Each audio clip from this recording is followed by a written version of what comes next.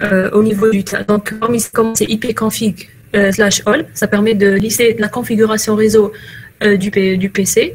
Donc, pour l'instant, on n'a rien configuré. Donc, vous remarquez que c'est 0.0.0.0 pour tout ce qui est adresse IP, etc.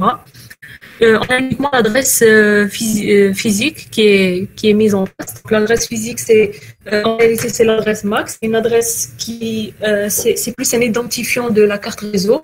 C'est quelque chose qu'on ne peut pas changer. C'est une adresse qui est unicommande et elle est aussi constituée de deux parties. Donc, il y a la partie constructeur qui est à droite et la partie machine qui est à gauche. Donc, la partie constructeur, elle est attribuée. Donc, chaque identifiant au niveau de la partie constructeur, elle est identifiée à un constructeur d'équipement comme IBM, Microsoft, Apple, etc. Donc, chacun, il aura un identifiant et la partie machine, ça sera la plage d'adresse qu'il pourra attribuer aux différents équipements qu'il va fournir. Parce que c'est une adresse MAC, on la verra aussi en détail par la suite. C'est-à-dire que celle-là, on ne peut pas la changer. Dès qu'on a en possession un PC, il a une interface réseau, une carte réseau, qu'elle soit filaire ou sans fil, elle aura un identifiant unique. Donc, pour la changer, quitte à changer carrément la carte réseau de l'équipement. Il y a aussi, comme j'ai dit, d'autres commandes. Pour les autres commandes, on tape help. Ça va nous lister toutes les commandes qu'on peut taper au niveau du terminal. Vous avez ARP, on va vers la suite. CD, c'est pour lister les répertoires. Donc, ça, je pense que vous la connaissez. Delete, dir, exit, Hado, on ne les verra pas. ipconfig, on vient de l'avoir. On verra, ça sera ping, telnet et trace. Donc, ping, c'est quoi? Ça permet de voir si une machine avec laquelle on veut communiquer, elle est allumée ou pas. Donc, s'il y a connectivité ou pas, ça envoie un paquet pour tester la connectivité. Donc, le format, c'est ping, adresse IP du récepteur. Donc, vous pouvez répéter. Répétez quoi? Ping? Le ping? Oui. Alors, le ping, c'est une commande qui permet de tester s'il y a connectivité avec un autre équipement avec lequel on veut communiquer. Si, par exemple, je suis au niveau de ce réseau, j'ai envie de voir si cette machine, elle est allumée ou pas, s'il y aura connectivité avec cette machine ou pas. J'envoie un ping, c'est comme un test pour voir si la machine, elle est allumée ou pas et s'il n'y a pas de problème au sein du réseau. Par exemple, s'il y a défaillance au niveau du réseau, avec le paquet, il ne va pas arriver. Et le ping va nous informer que le message n'est pas arrivé, donc il n'y a pas connectivité. Le ping, c'est des messages qu'on envoie au sein du réseau pour voir s'il y a connectivité ou pas. C'est des paquets, c'est pas des données qu'on envoie, mais c'est des paquets système, si on veut.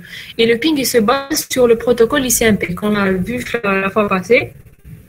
ICMP, c'est un protocole qui permet de détecter s'il y a erreur au niveau d'un réseau ou pas. Un des cas d'utilisation de ICMP, c'est le ping. Donc, envoyer un ping.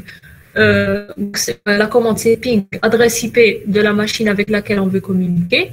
Tout dépend de si cette machine elle est allumée ou pas, si elle est apte à communiquer ou pas. On aura une réponse ICMP. Donc, soit elle sera positive, soit elle sera négative. OK? Donc, c'est tout ce qu'il faut retenir pour l'instant. Le ping, il sert à tester la connectivité du réseau. Donc, si tous les pings marchent, ça veut dire que mon réseau, il est fonctionnel. Donc, si je compte à envoyer des données au sein de ce réseau, ça va marcher.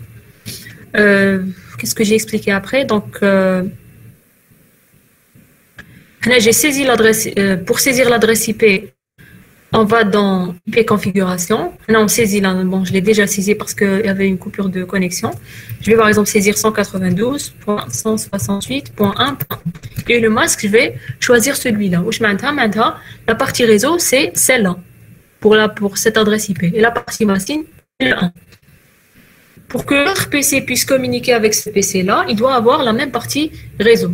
Donc, deux conditions pour qu'une communication au sein d'un réseau local puisse être établie. Donc, il doit déjà être connecté de manière physique. Donc, il doit y avoir un support de transmission physique entre les deux équipements. Le cas on a un câble croisé.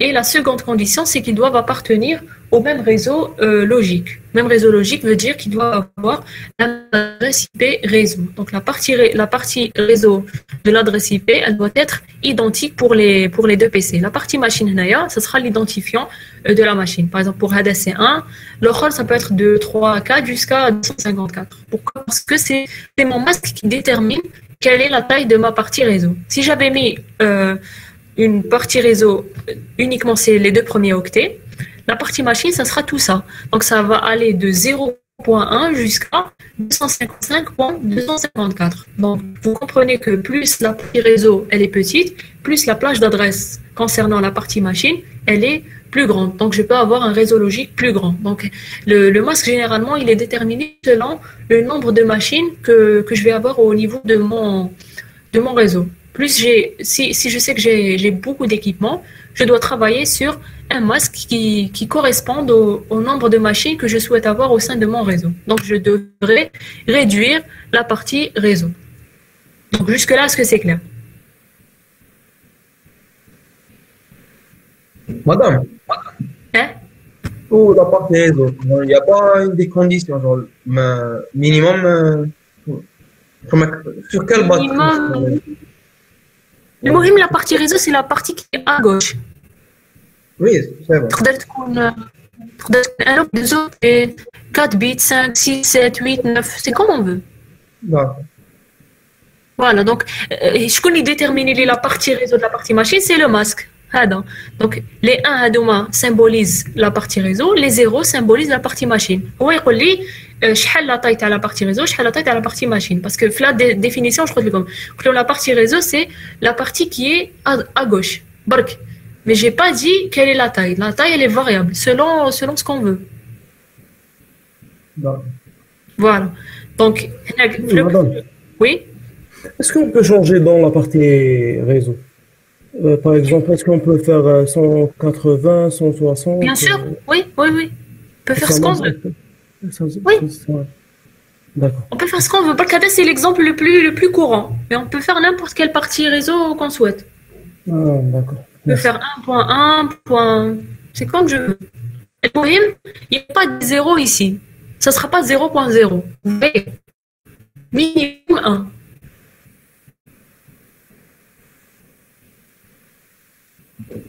Donc, je reprends l'exemple d'Amrbi, ça sera ça. Donc, puisque j'ai donné une adresse IP à ce PC, le deuxième hadam, la communication, la partie réseau, la même, qui est déterminée par le masque. Donc, les deux PC techniques, ils auront le même masque. Donc, les PC au sein d'un même réseau logique, ils ont le même masque.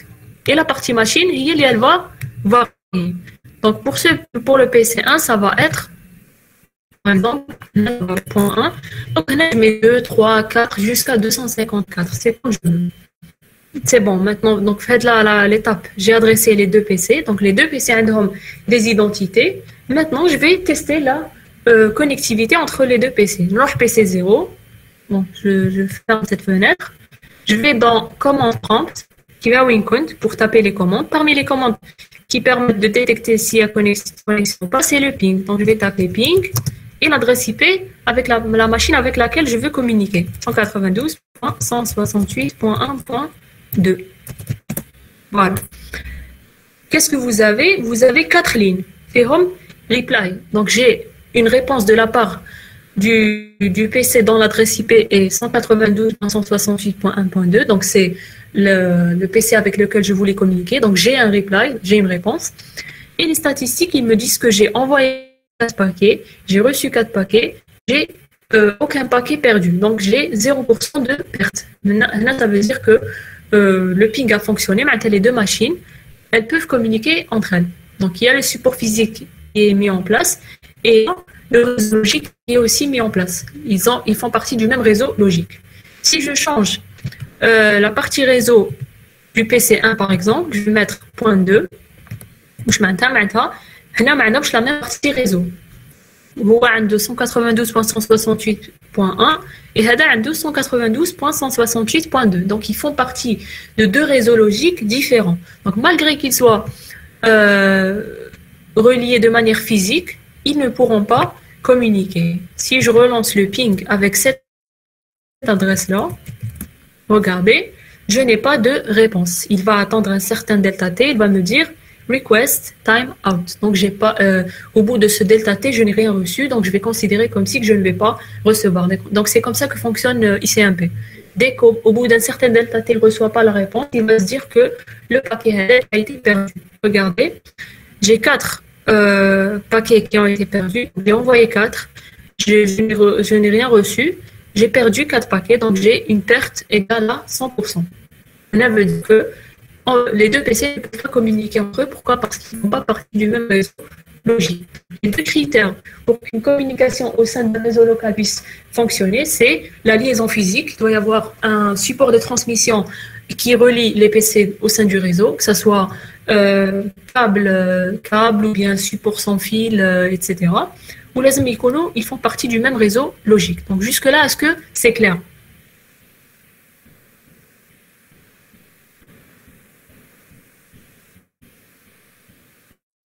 Est-ce que vous avez des questions pour qu'on puisse passer à la seconde partie?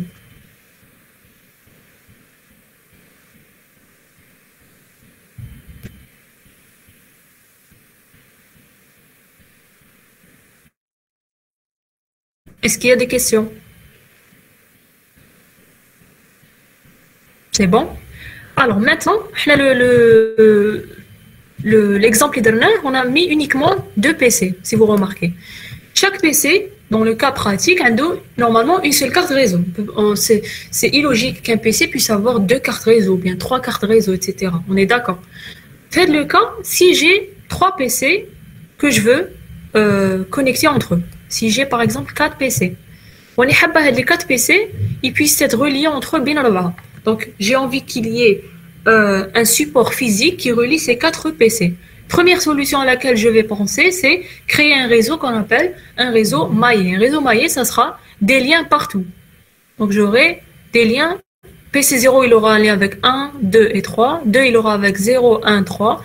1, il aura avec 0, 2, 3. Et 3, il aura avec 0, 2 et 1. Donc théoriquement, c'est possible. Et ça va créer quoi? Ça va créer un réseau qui est 100% optimal. Pourquoi? Parce qu'il y a une ligne directe entre les différents PC. Donc, il n'y aura jamais congestion, il n'y aura jamais perte de paquets, etc. Donc, j'aurai carrément un réseau qui est optimal. Mais d'un point de vue pratique, cela est irréalisable. Pourquoi? Parce que si j'ai par exemple 150 machines que je veux relier entre elles, j'aurai besoin au niveau de chaque PC de 49 interfaces. Donc, cela n'est pas vraiment logique et absurde au niveau pratique. Donc, qu'est-ce qu'on a créé? On a créé un équipement qu'on appelle équipement intermédiaire, qui est le switch. Donc, il ressemble à ça. Donc, le routeur, c'est un rond avec 2 flèches. Le switch, c'est un carré avec 2 flèches qui sont opposées. Donc, là, on va utiliser n'importe quel switch ici. On va utiliser le premier. Alors, le switch. Le switch, d'ailleurs, regardez, au niveau physique, il a plusieurs ports. Regardez combien il en a. Il en a 16 fois 2, je pense. Voilà. Il a 32 ports. Il a 32 ports, donc il peut connecter 32 machines entre elles. Le switch, c'est juste un équipement qui va permettre de relier plusieurs terminaux entre eux.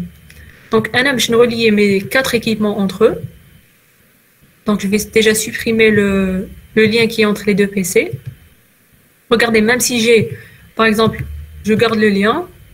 Si je veux mettre un second lien entre le PC et le switch, il va me dire le câble ne peut pas être connecté à ce port. Il n'a pas 2 interfaces. Il a uniquement une interface. Donc, il ne peut pas être en même temps relié au PC 2 et en même temps au switch. Ou là, en même temps à un autre PC. Donc, je dois d'abord supprimer le lien qui existe entre les 2 PC.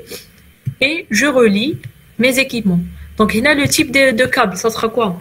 Ce sera un câble droit. Pourquoi? Parce que les PC avec le switch, ils ne sont pas de même niveau. Donc le switch, c'est un équipement de niveau 2, contrairement au PC qui est de niveau 7. Ils ne sont pas du même niveau selon le modèle aussi, donc j'utilise le câble droit. Par défaut, même si en examen ou je ne sais pas quel câble utiliser, j'utilise l'éclair. L'éclair, il va me mettre un câble qui est continu et non pas discontinu qui m'a mobile, donc c'est réellement le câble droit.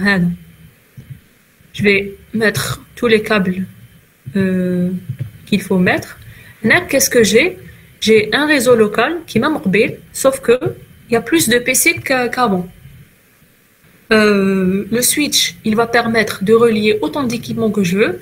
Donc là, par exemple, même j'ai un switch de 32 ports. Maintenant, théoriquement, je vais avoir uniquement 32 machines qui seront reliées entre elles. Mais si j'ai par exemple plus de machines, si j'ai 64, 48, etc., bon, je peux penser à un switch qui a plusieurs ports. Donc ça existe. Sinon, je peux mettre deux switches. Voilà. Je mets deux switches.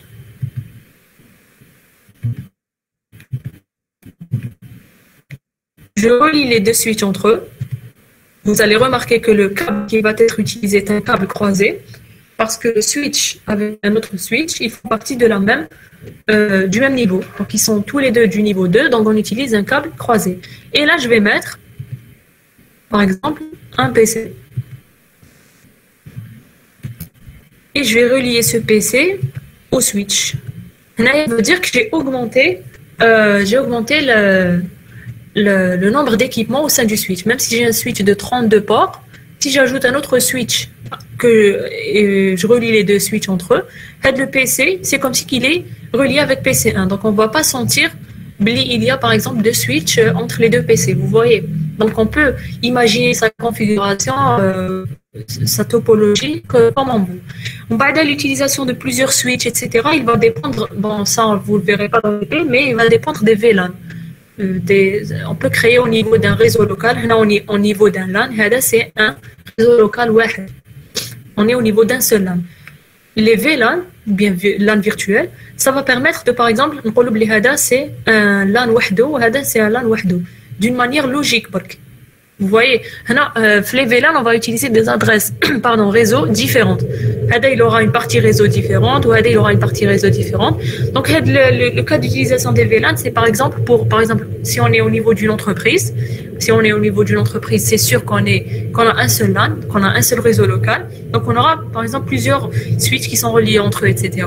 Si on a, par exemple, au niveau de notre entreprise, plusieurs secteurs, on a, par exemple, le côté administratif, on a le côté financier, on a le côté administration réseau, etc. On pourra les séparer par ce qu'on appelle des VLAN. Les VLAN, ils vont permettre de séparer les réseaux d'un point de vue logique. On va sentir comme si qu'on a plusieurs réseaux locaux à gérer alors qu'on est physiquement dans un seul réseau local. Donc, c'est juste pour avoir une idée. Mais la mise en place de différents switches, par exemple, combien de PC par switch, combien de switches, etc., il va dépendre du budget déjà et de ce qu'on veut réaliser. Donc, si on sait que notre réseau, il est appelé à avoir plus de machines dans le futur, par exemple, il n'est pas statique, on va opter pour plusieurs switches pour être tranquille, pour savoir qu'on aura toujours des ports qui sont utilisables, etc. Voilà. Là, qu'est-ce qu'on a fait? On a relié 5 PC entre eux. Donc, pour qu'il y ait communication entre ces 5 PC, il y ait une connexion physique. Il y a des câbles physiques partout. Donc, ils sont tous joignables entre eux partout. Il y a toujours un chemin entre un PC et un autre.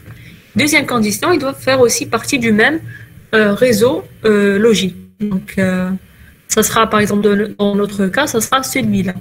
Ils doivent tous faire partie de ce même réseau. On continue à adresser les PC qui restent. Adanatolo point 3. Même masque toujours. Adanmedolo point 4.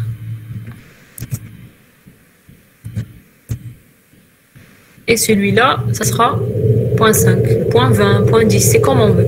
Donc même les adresses, c'est aussi comme on veut. On ne peut pas juste attribuer une adresse qui a déjà été attribuée.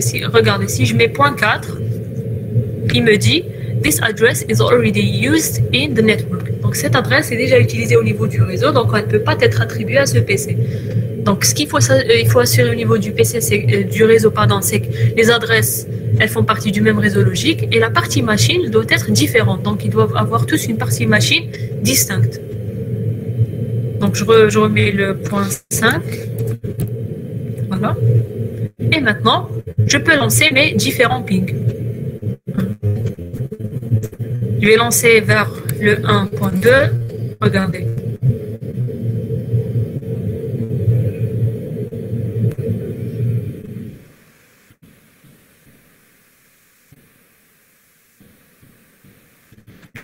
Attendez.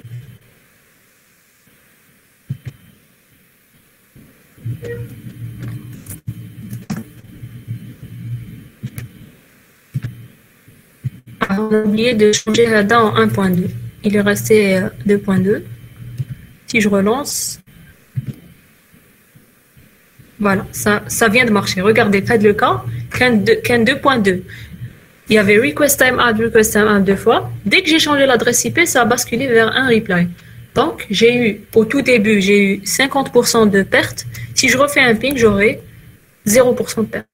Donc, je vous ai dit dans certains cas, je peux avoir des pertes, par exemple, de 50%, de même jusqu'à 75%. Donc, je peux avoir uniquement un paquet reçu et 3 paquets perdus. Donc, du fait qu'il y ait au moins un seul paquet qui revient, je veux dire qu'il y a connectivité. Donc, c'est juste que ça a mis un peu plus de temps à arriver. Par exemple, si j'ai un grand réseau, si j'ai énormément de routeurs au niveau du réseau, il peut y avoir des pertes au tout début, mais après, ça marche. Donc, le fait qu'il y ait, par exemple, uniquement un paquet qui revient, si je relance le ping une seconde fois, ça va donner une perte égale à 0%. Je vais pinguer l'autre machine, ça marche aussi. Le point 4 et le point 5. Donc, normalement, ça va fonctionner au niveau de tous les PC. Si même le point 5, il veut pinguer tous les autres PC, ça va marcher. Là, on est en mode real time, comme vous le voyez. Donc, ça donne directement le résultat. Il faut juste cliquer sur cette flèche pour pouvoir voir le ping d'une manière plus pratique. Donc, là, pour faire le ping, je dois aller au niveau du commande, etc. et taper la commande. Il y a une autre manière de faire le ping assez rapidement au niveau de paquet tracer. J'utilise l'enveloppe. Voilà. Je clique sur l'enveloppe. Après, je clique sur l'émetteur et je clique sur le récepteur. C'est comme si j'ai fait un ping vers ce PC-là. Pour avoir l'adresse IP du PC, on laisse le curseur sur le PC, ça va nous afficher une petite fenêtre. Et là, on sait que cette machine, c'est le 1.3. C'est comme si que j'ai directement je suis allé ici, j'ai cliqué sur ping 192.168.1.3 et j'ai reçu les 4 paquets. Là, j'ai directement le résultat. Il me dit successful. Je peux faire un autre ping. Voilà. Il me dit aussi successful. Remarquez aussi la couleur qui change. Donc, chaque paquet CMP, chaque scénario, si on veut, on appelle scénario, a une certaine couleur. On a aussi. Voilà. Là, il nous donne le statut de la requête, successful or failed. Il donne la source et la destination. Le type ICMP, je vous ai dit que le ping se base sur le protocole ICMP. Et là, la couleur, c'est pour différencier les différents scénarios. Les scénarios, on peut les voir dans le mode simulation. Voilà. Dans le mode simulation, on va voir des enveloppes de différentes couleurs comme on les voit ici. Voilà. Là, je vais supprimer tout ce que j'ai fait pour pouvoir refaire un scénario en mode simulation. Je vais essayer de pinguer head le PC avec celui-là. Donc, regardez. Là, j'ai mon paquet qui est au niveau de la source. Je peux cliquer dessus. D'ailleurs. Voilà. Quand je clique dessus, qu'est-ce que j'ai? J'ai des informations sur ce paquet que je suis en train d'envoyer. Je suis en train d'envoyer un paquet CMP, veut dire que je suis en train d'envoyer un paquet de la couche 3 selon le modèle OSI. On est dans Layer 3, donc couche 3. Et on a adresse IP source et adresse IP destination. Le type de message, c'est un paquet ICMP. Donc, je suis en train d'envoyer un ping. Et aussi, il y a le type 8. Donc, au niveau des CMP, il y a des types et des codes. Donc, chaque type, c'est un certain type de message ICMP qu'on veut envoyer. Le ping, ça aura pour type numéro 8. Donc, quand je mets 8, j'ai envie d'envoyer un ping. Il y a d'autres cas d'utilisation au niveau d'ICMP.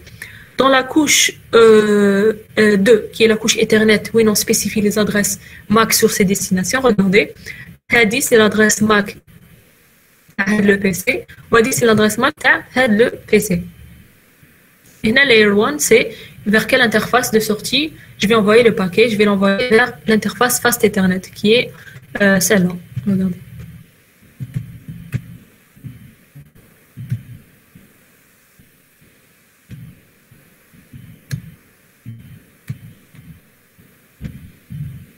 Donc, le mode simulation, il va me permettre de voir tout l'acheminement du paquet à la destination. Il ne me donne pas juste le résultat. Regardez, ça marque pour l'instant in progress. C'est en progression. Donc, à chaque fois que je clique sur ce bouton-là, j'aurai une étape au niveau de la communication. Et le paquet, il va aller vers le switch. C'est-à-dire que je peux voir son contenu à chaque étape. Voilà. Quand j'envoie un paquet au switch, pas la peine de spécifier les adresses IP parce qu'il ne les comprend pas. Et aussi parce que c'est un équipement de niveau 2. Donc, il comprend uniquement tout ce qui est tram Ethernet. Voilà, le paquet, pour qu'il puisse arriver au PC 0, il va aller au niveau du switch 0. Il va aller au niveau du PC 0. PC 0 a reçu le paquet ICMP du PC numéro 5. Maintenant, il va envoyer le paquet ICMP réponse. Donc, il va envoyer le reply. Donc, regardez, jusqu'à maintenant, c'est toujours in progress. Ça va devenir successful jusqu'à ce que la réponse revienne vers le paquet, vers l'émetteur. Ça va revenir vers le switch et ça va aller vers le PC. Dès que ça va vers le PC, ça marque successful. Donc, quand c'est successful, il n'y a pas de problème. On peut ne pas utiliser ce mode.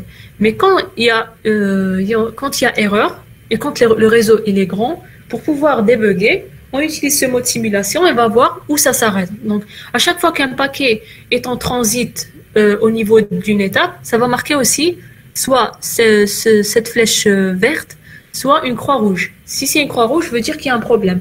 La croix rouge, justement, on peut voir s'il y a un problème. Si par exemple il s'arrête au niveau d'un routeur, on va se dire par exemple que le routage il est mal configuré ou les interfaces du routeur sont mal configurées, etc. Donc on peut spécifier quelle est l'erreur qui survient au niveau du réseau sans revoir tous les équipements et toutes les configurations. Vous voyez? Voilà. Est-ce que vous avez compris jusque-là?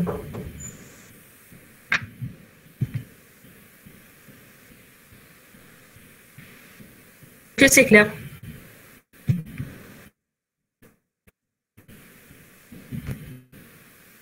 Donc, l'objectif de ce TP, c'est de créer un réseau local, c'est d'identifier chaque équipement au niveau du réseau. C'est aussi apprendre à spécifier les câbles à utiliser. Quand c'est de même niveau, c'est un câble croisé, c'est la ligne discontinue. Quand c'est des équipements de différents niveaux, on met un câble droit. Aussi, créer un réseau physique correct, c'est-à-dire qu'il doit y avoir un lien physique entre tous les équipements. Donc, il doit y avoir toujours un chemin d'un équipement émetteur vers un équipement récepteur. Il peut y avoir 2 chemins, 3 chemins, pas de problème. On verra par la suite, le réseau lui-même va choisir le meilleur chemin. Il y a au moins un chemin qui mène d'un émetteur vers un récepteur. Et aussi, tous les équipements du réseau, ils doivent appartenir au même réseau logique, c'est-à-dire qu'ils doivent avoir la partie réseau identique, ils doivent avoir le masque identique. Et la partie machine, qui est la plage d'adresse, elle va varier. Pour chaque équipement, il aura une partie machine distincte. Donc, c'est tout ce qu'on est censé voir au niveau de ce TP. Prochaine fois, je pense, on va voir comment le switch il arrive à déterminer le chemin vers le récepteur final. Est-ce que vous avez des questions?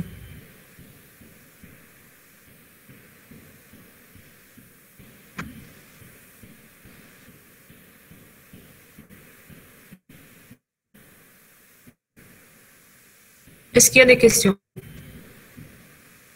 Alors, avant de terminer, je dois vous montrer uniquement un document que votre chargé de cours m'a demandé de vous présenter. Donc, on va présenter les supports physiques qui existent et qui sont utilisés en réseau. Donc, un support physique, ça permet de faire circuler les informations entre les équipements de transmission. Un support physique, c'est juste un moyen qui permet de connecter 2 équipements entre eux d'une manière physique, c'est-à-dire qu'il doit y avoir au moins une liaison. Et la liaison, elle Elle doit être, donc parmi les critères, elle doit être à faible coût. On doit utiliser des connecteurs simples et résistants. Résistants, maintenant, ils ne s'abîment pas dans le temps. Faible encombrement, facile à poser, à installer aussi.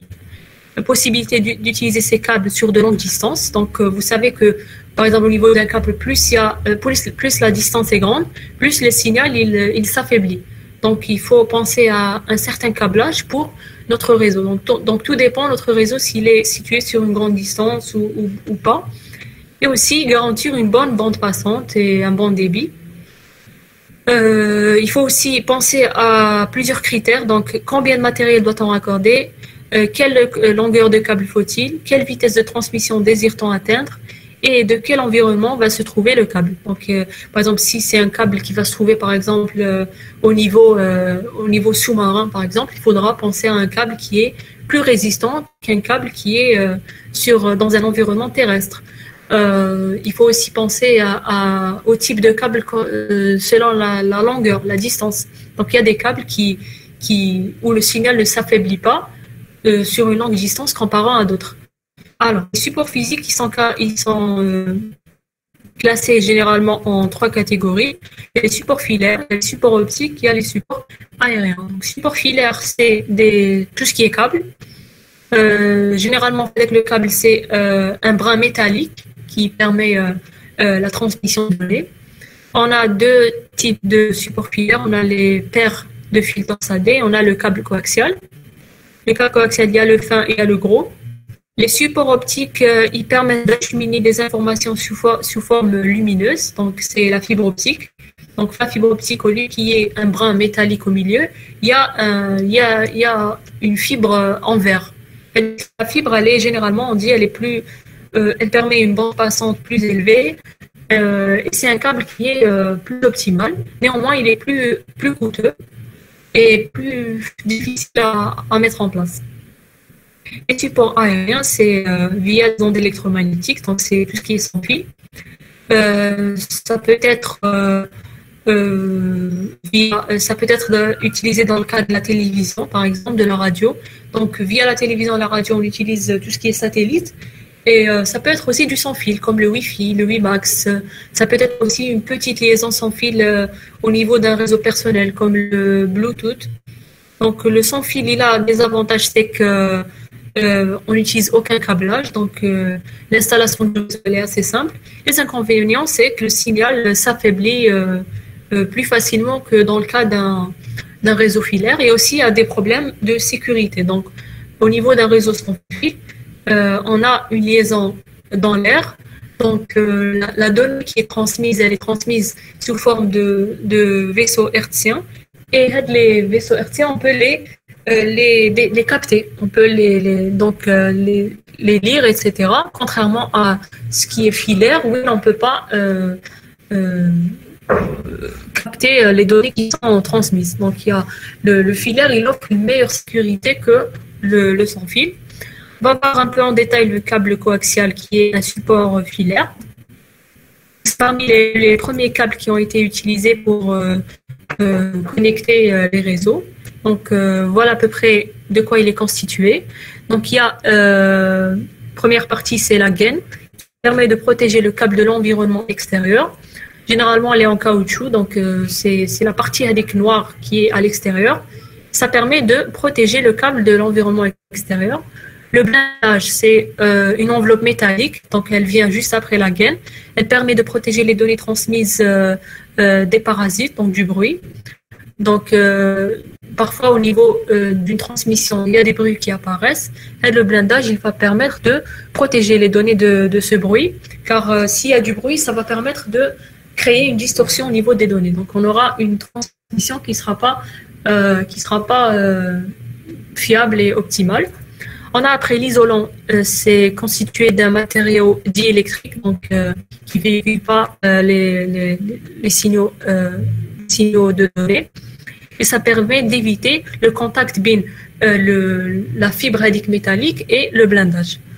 L'âme, tout au milieu, c'est elle qui accomplit la tâche de transport des données. Elle est généralement composée d'un seul brin en cuivre ou de plusieurs brins torsadés. Alors, dans l'image, par exemple, on peut voir à quoi ressemble un câble coaxial. Donc, si on l'ouvre, il y a la gaine, c'est ce qu'on voit à l'extérieur. Voici le blindage qui permet de protéger du bruit. L'isolant, c'est un diélectrique. Et il y a le composant par lequel transitent les données qu'on est en train d'envoyer. Les connecteurs pour les câbles coaxiaux, ils ressemblent à ça. Et pour connecter plusieurs équipements au sein d'un réseau en utilisant un câble coaxial, on utilise ce qu'on appelle ces connecteurs en forme de T. Donc, par exemple, un grand câble coaxial, et on a plusieurs T qui sont insérés au niveau de ce câble. Donc, les T, ils vont permettre d'insérer des PC au sein de ce réseau. Donc, ça, c'était vraiment des réseaux, les réseaux de première génération. Le réseau, par exemple, on l'appelle le réseau bus, c'est-à-dire un seul câble. Il y a plusieurs équipements qui sont connectés au niveau de ce câble. Donc, ça c'était le tout premier réseau qui a été utilisé pour faire communiquer plusieurs machines entre elles. Néanmoins, il présentait énormément d'inconvénients. C'est ce qu'on appelle les collisions.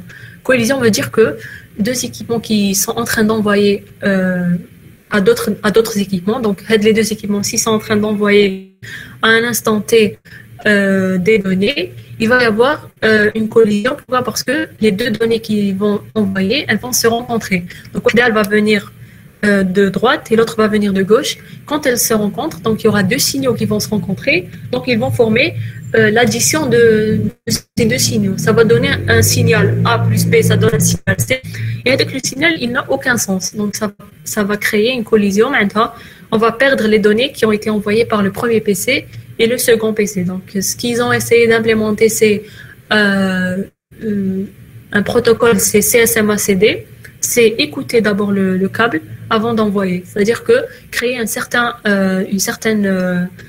ordre d'envoi. Donc, il doit y avoir uniquement un seul PC qui envoie au niveau du réseau pour qu'il ne crée pas de collision. Néanmoins, cette topologie, elle a été abandonnée. Pour les câbles coaxiaux, il y a deux types. Il y a le câble qui est fin et le câble qui est gros. Le fin, le diamètre est de 6 mm. Il peut aller jusqu'à une distance de 185 mètres. Donc, au-delà de 185 mètres, le signal, il devient faible. Pourquoi? Parce que le signal, il a une forme, si c'est analogique, il a une forme sinusoïdale. Sinusoïdale veut dire qu'il a une amplitude, une fréquence et une amplitude et une fréquence. Donc, plus le signal il parcourt le câble, plus l'amplitude TAO elle diminue. Donc il sera là un affaiblissement. Au bout de 185 mètres, il atteint son affaiblissement maximal, donc il atteint une amplitude égale à 0. Donc on n'a plus la donnée à transmettre. C'est pour ça qu'au niveau, à chaque fois qu'on atteint 185 mètres, une des solutions c'est d'installer ce qu'on appelle un répéteur. Le répéteur il va pouvoir amplifier le signal. On l'appelle aussi amplificateur. Il va remettre l'amplitude à l'état d'origine pour qu'elle puisse parcourir une distance supérieure à 185 mètres. Quant au câble fin, câble gros, pardon, il est nommé 10/5. Il a un diamètre de 12 mm. Il a une meilleure bande, les deux ont une bande passante de 10 mégabits par seconde. Et voilà. Voilà. Dans le cas des câbles coaxiaux, c'est le câble à paire torsadée. Le câble à paire torsadée, mais fait un seul brin métallique, comme dans le cas du câble coaxial, mais fait plusieurs. Ou les brins métalliques qu'il y a dedans, elles sont, comme on dit, entrelacées. C'est pour ça qu'on l'appelle paire, donc il y a deux torsadées, mais elles sont entrelacées entre elles. Donc l'entrelacement, il va créer une meilleure communication. Et on peut avoir plusieurs torsades, plusieurs brins au niveau du câble. Voilà à quoi ressemblent les connecteurs des câbles à paire torsadée, ce qu'on appelle les câbles RJ45. Donc, c'est les connecteurs qu'on a à la maison au niveau, par exemple, du modem. Donc, les câbles à paire torsadée sont les câbles les plus utilisés dans le cas des réseaux filaires. Voilà, donc là, comme je dis, il peut y avoir plusieurs, où chacun a une couleur. La couleur, elle est très importante. Par exemple, si on a, premier TP, si on était en présentiel, on aurait fabriqué un câble RJ45 à partir d'un câble paire torsadé. Par exemple, le connecteur RJ45, on prend le connecteur, fait 8 broches. 8 broches, maintenant 8 canaux pour pouvoir insérer les petits brins. Où l'ordre d'insertion des brins va dépendre des couleurs. Donc on a le marron, le blanc et marron en même temps, le jaune, le bleu, etc. Donc si on suit un certain ordre, on aura deux types de câbles. On aura soit le câble droit, soit le câble croisé. Si on met le même ordre pour les deux extrémités du câble, on aura un câble droit. Si on met deux ordres différents, au niveau des deux connecteurs RJ45, on aura un câble croisé. Donc l'objectif déjà du premier TP, c'était de fabriquer ce type de câble et de le tester sur les machines des salles de TP. Donc s'il y aura une reprise en présentiel, on fera cela. Donc si vous lisez le support du premier TP, vous allez avoir toutes les étapes qui permettent de fabriquer ces câbles. Vous aurez même l'ordre des couleurs, etc. Voilà, donc regardez, on dit que les câbles à paire torsadée se chargent d'un connecteur RJ45, comme je vous l'ai dit. Il y a aussi le câble qu'on appelle RJ11. Le câble RJ11, ça ressemble au câble RJ45, sauf qu'il est petit. Aussi, vous le trouvez dans le cas, c'est l'interface, par exemple, au niveau du téléphone. C'est le lien qui est entre le téléphone et le splitter. Donc, quand vous avez une connexion Wi-Fi à la maison, vous avez la ligne téléphonique. Après, vous avez avec la petite boîte RJ45. Après, on a des données pour le téléphone, pour avoir le téléphone fixe, et des données vers le modem. On utilise le splitter pour pouvoir avoir les deux en même temps. Donc, avec la petite connexion entre le splitter et le téléphone, ça, c'est un connecteur RJ11. Donc, le RJ11, il est plus petit. Il n'a pas 8 broches, mais il a 4 broches. La fibre optique, ça utilise une lame de verre ultra pure. Donc, au lieu du brin métallique, ça utilise une lame de verre. Ça, la communication se fait via les vibrations lumineuses pour pouvoir transmettre les informations. Elle est plus rapide, elle est plus optimale, mais elle est difficile à mettre en place et elle est très coûteuse. Donc, ça, c'est aussi des détails. Donc, je vais vous envoyer aussi ce fichier si vous voulez le lire. Donc, voilà à peu près à quoi ressemble, voilà à quoi ressemblent les connecteurs dans le cas de la fibre optique. Donc, ils sont ronds. Voilà ce qu'on peut. Donc, ça a aussi un très grand débit. Ça peut dépasser jusqu'à les 50 gigabits par seconde. Donc, 50 terabits par seconde. C'est aussi un câble très sûr. Parmi les inconvénients, c'est une connexion délicate, donc une montage qui est assez difficile et sensible aux températures. Pourquoi ça? Parce que c'est en relation avec des vibrations lumineuses. Donc la température peut affecter la transmission des données.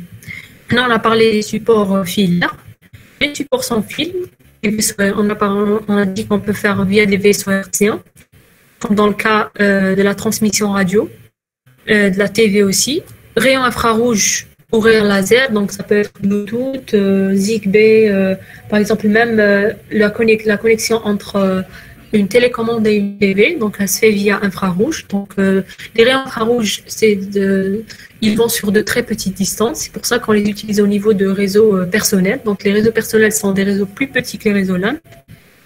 Et sinon, via les satellites de télécommunication, dans le cas de la TV. Voilà.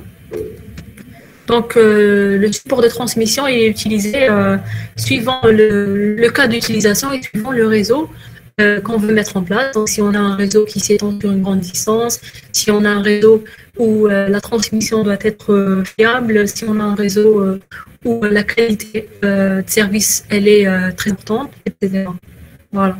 Donc, utiliser chaque support, il a ses avantages, comme il a aussi ses inconvénients. Donc, il faut opter pour le support de transmission suivant le cas d'utilisation et le réseau qu'on veut mettre en place. Donc, voilà pour cette petite parenthèse. Maintenant, est-ce que vous avez des questions concernant ce qu'on a fait? Donc, si vous n'avez pas, je pense qu'on a terminé. Est-ce que vous avez des questions?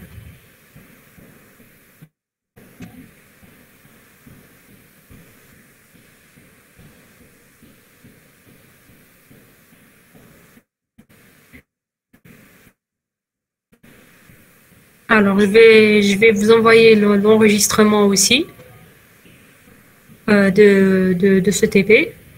Et je vais aussi vous envoyer le fichier que je viens de vous présenter. Et voilà. Donc, il nous reste, je pense, il nous reste 5 TP à faire. Donc, il nous reste encore 5 séances.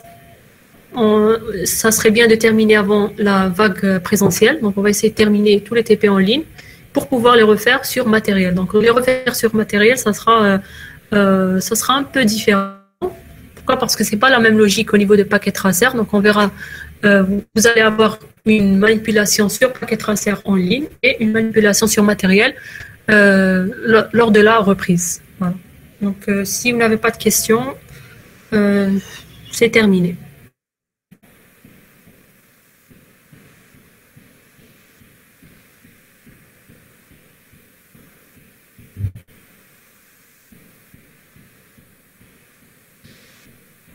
De rien. Merci à vous. Donc, même si vous avez des questions en révisant ou là, vous pouvez m'envoyer des mails, vous pouvez me joindre.